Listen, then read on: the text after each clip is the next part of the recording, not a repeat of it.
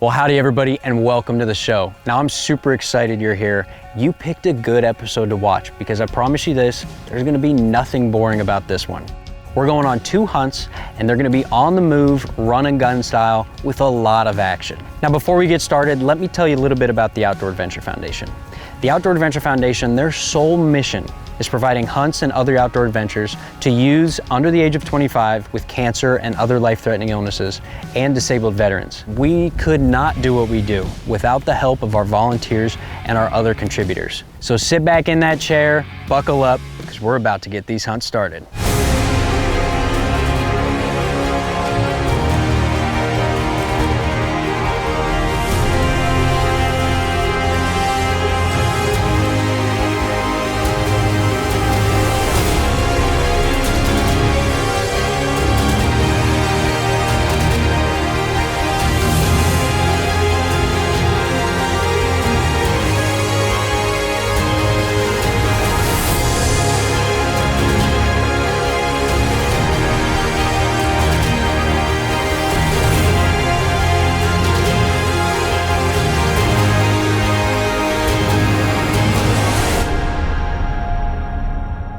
Now our recipient on deck, his name is Abe. And Abe has actually had some heart conditions and issues in the past that have really been tough on him and his family. So now Abe is headed to North Dakota going after a pronghorn. And he's gonna be joined by his dad, Dirk. Abe is no stranger to the Outdoor Adventure Foundation.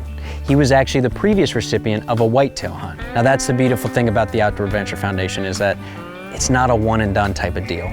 You know, these guys are a family and they're trying to show these recipients a good time and fun hunts and other outdoor adventures as much as they possibly can. Now, something that people might not know about the Outdoor Adventure Foundation is that the generosity, it doesn't end after the hunt. Most of these animals, they're getting sent to the taxidermist and turned into trophies for the recipients to cherish that memory forever. Now, if you're a hunter, you know that there's something special about a mount. It's not even about it being a trophy. It's about having something to preserve that memory of the hunt that you will never, ever forget. Now, pronghorn are a lot of fun to hunt. And one of the cool things about them is that they're extremely fast. Now, what would be your best guess on the fastest land animal? Go ahead, take a guess. Did you guess pronghorn? Well, if you did, you'd be wrong. It's actually the cheetah, but the pronghorn is clocked in at number 2 as the second fastest land animal on Earth. So since they're so fast, they can cover a lot of ground in a very short amount of time. So the strategies for the guys is gonna be to get in the truck and drive around looking at as much country as they possibly can to try to get their eyes on a big old pronghorn. Now, hunting out of the truck, it's not for everybody, but let me tell you something, it is actually a lot of fun. You're driving around, you're covering tons of country, and you're getting to see a bunch of animals that you would never see if you were on foot, because you just can't keep up with a pronghorn. Right here. There's a nice antelope right there to the left of it. That's a decent goat right there. It is. That's what I thought. There's a group of does out here too. Now, something interesting about pronghorn is that to the layman, to your average guy, it is very hard to tell a big one from a small one. It's not like a whitetail where you look at them and go, oh, that's a big old buck, or oh, that's a tiny little guy. No, it's kind of hard to tell which one's big. So you really got to put the glass on them and make sure that the one you're going after is one that you're going to be happy with. Otherwise, I've got the sled. Yeah. Whoa, stop. Holy, that is a big antelope. That is a whole different goat out there. It is.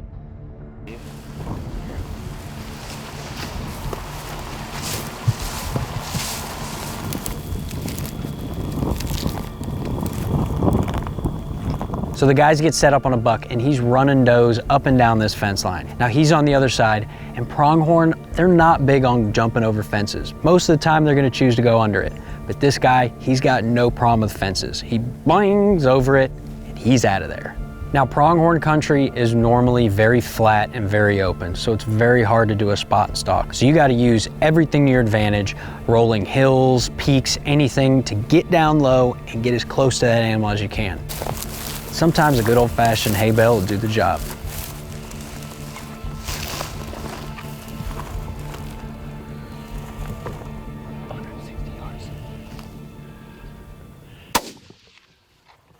Reload.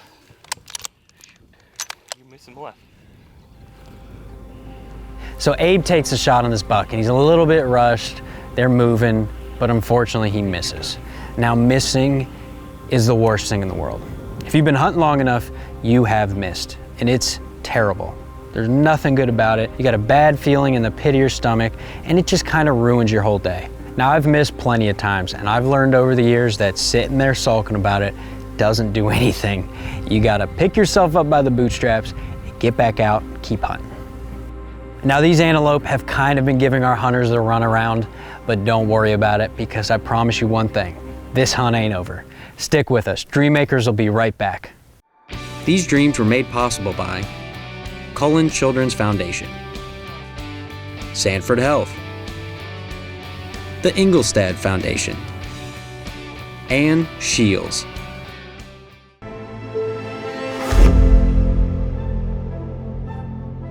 Welcome back to Dream Makers, everybody. Now we're in the middle of an intense pronghorn hunt with our recipient Abe and his dad Dirk. Now they've picked out a specific buck that they're chasing.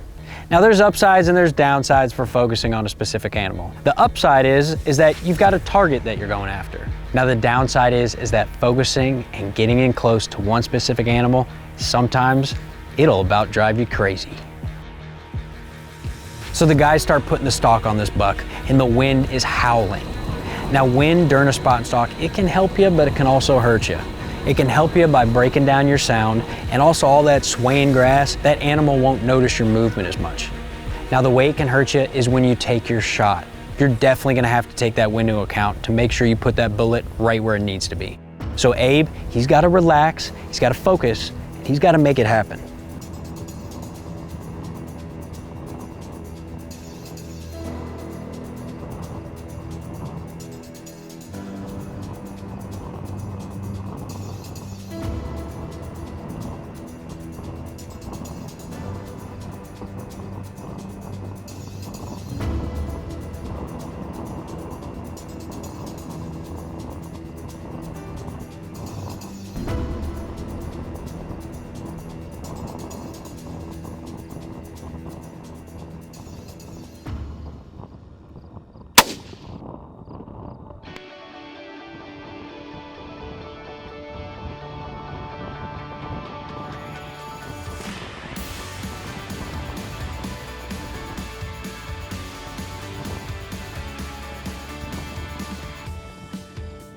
So that buck tries to take off one more time and Abe says, I don't think so. Not this time. He puts a great shot on him and he doesn't go too far at all.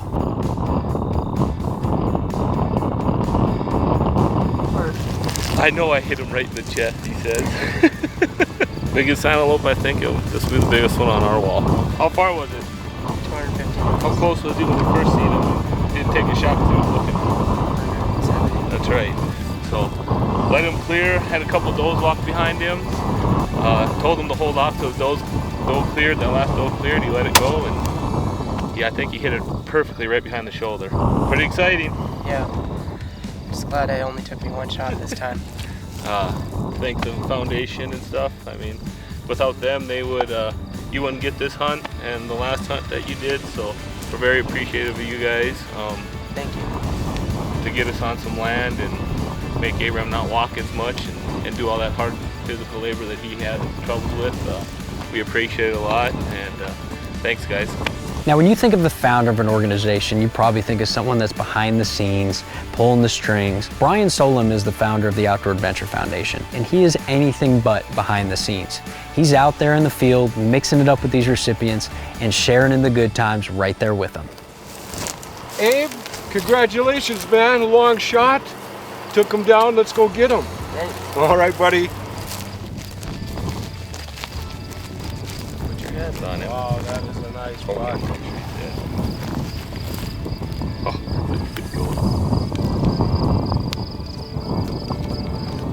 First of all, as a parent of Abe, we're very appreciative of Outdoor Adventure Foundation, what they do for kids all over the state. It's a great foundation, and we appreciate the support from them and hope that more people around the area support them on the other end. Thanks. Thanks Outdoor Adventure Foundation for a great hunt.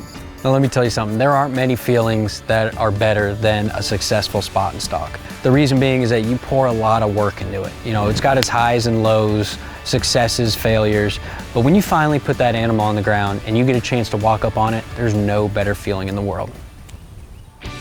These dreams were made possible by Cullen Children's Foundation, Sanford Health, the Ingolstadt Foundation, and Shields.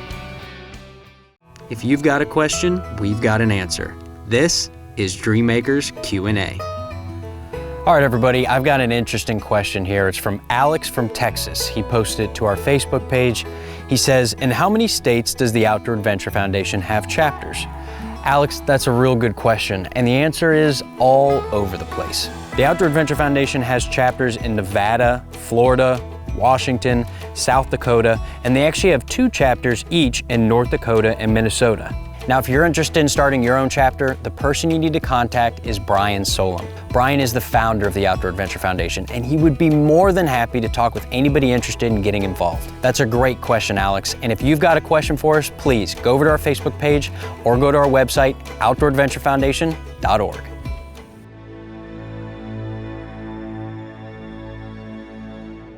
Welcome back to the show, everybody. Now, we just put down an awesome pronghorn with Abe.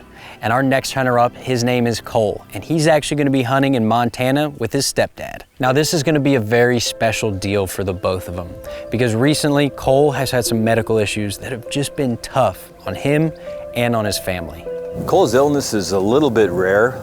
One day he was 100%, the next day he woke up with numbness and pain, and we ended up going in, and through the care of many doctors, we found out that what he has is called transverse myelitis. And myelin is the white material that covers the gray material, which is your nerves in your spinal column. And his body apparently got some kind of infection or virus, and his own antibodies, when they were fighting that, were attacking healthy cells as well as unhealthy, and that's when his myelin deteriorated. And so the symptoms were excruciating pain and paralysis. His legs didn't work, his right arm didn't work, and I've never seen anybody in that much pain before. He's expected to recover fully at some point. It'll take a while, but he's getting better every day. He's able to hunt. That's what we care about this year. So. Now, the Outdoor Adventure Foundation and Dreammakers, they specialize in just creating the whole experience for their recipients. And long before this hunt got started, Cole and his dad met up with the guys from the Outdoor Adventure Foundation at Shields Sporting Goods store to receive a little something special. Nicole and Al, we're with the Outdoor Adventure Foundation. Roy and I and Dave here, we're all volunteers. We make some of the biggest hunting dreams come true, Cole. And this year, you're selected as our recipient of a special trophy mule deer hunt in Montana at the old Tawahi Ranch. Roy's got a certificate for you. I want to present that to you, and we look forward to having a nice hunt with you. So we got to make some plans. We'll get geared up, and you're gonna have a really great time with these guys.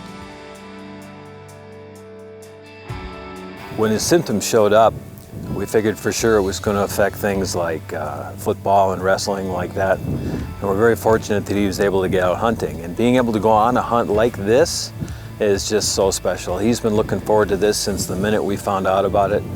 I mean, stuff like this just doesn't happen every day, so it definitely takes your mind off the fact that maybe you didn't get to wrestle or didn't get to play football. Being able to go on a hunt like this, that's all we've been focusing on, to be honest with you, for quite some time. It's a pretty good deal.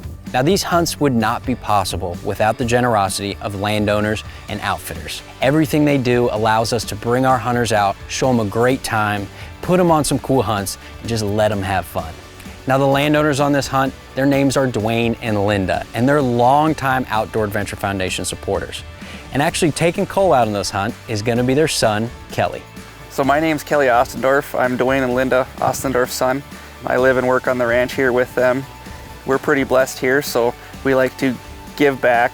And in one way we do that is we try to donate a hunt every year to the Outdoor Adventure Foundation. The Outdoor Adventure Foundation is a lot of fun to guide for, because you get these kids that, you know, some of them have been through a lot more than most people have ever experienced in their lifetime. And so to be able to take them out and get their stories and hear everything that they've been through and how they cope with it, and it's amazing on how resilient these young kids are. Now, the Outdoor Adventure Foundation, there are no paid employees. It's 100% volunteer-based, so without the help and generosity of those that are willing to get involved, we just quite simply could not do what we do.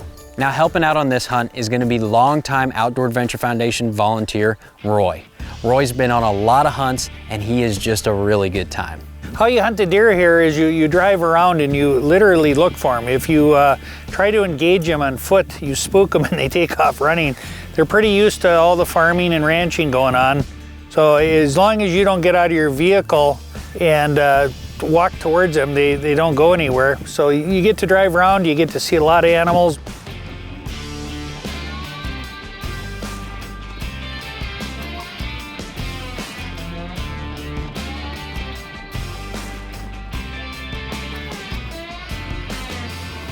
Linda's got a rule, if you can see the house, you can't shoot it.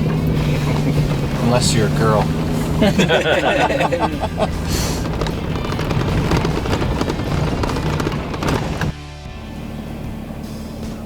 Yeah, he is a younger deer. You nailed it. It's a 3 with stickers.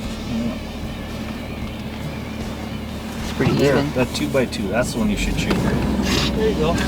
That's just like the big 3 You're owl. a good enough car salesman for that. Yeah. So the guys have had a great hunt. You know, they've seen more deer action in one night than most people would see in a week. Cole's seen some good bucks, but nothing he wants to pull the trigger on. The sun's going down, but don't worry, because this hunt, it's just getting started. Stick with us. Dreammakers will be right back. These dreams were made possible by Cullen Children's Foundation, Sanford Health, the Ingolstadt Foundation, and Shields.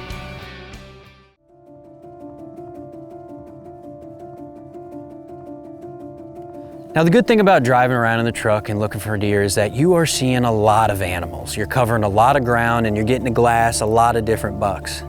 Now, they've seen a bunch of deer, just not the perfect buck for Cole, but I do believe they're getting close. I would say that this is the best deer we've seen. This one that's all alone? Yeah, the one standing out. He's wide, splays open real nice. Yeah, he is pretty. Yeah, he's a really good deer here. Cole, you gotta realize, Kelly's been a guide. He says if the hunter passes it up, you don't go back. So Cole decides pretty quick that this is the buck he wants to take, and he's got to get out of the truck and he's got to get set up. But the main thing he's got to do is he's got to get stable. He can't let that buck fever take a hold of him.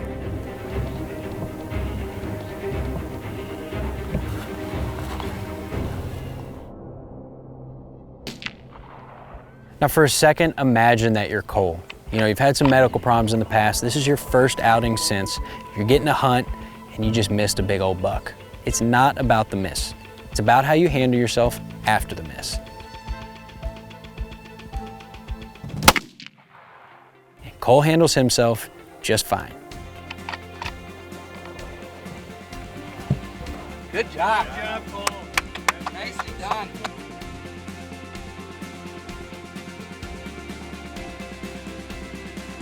Oh shit, is that him running away there? No, he's not. I can see his way belly.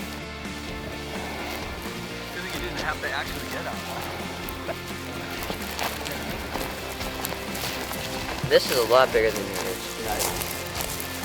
Didn't get down there at all.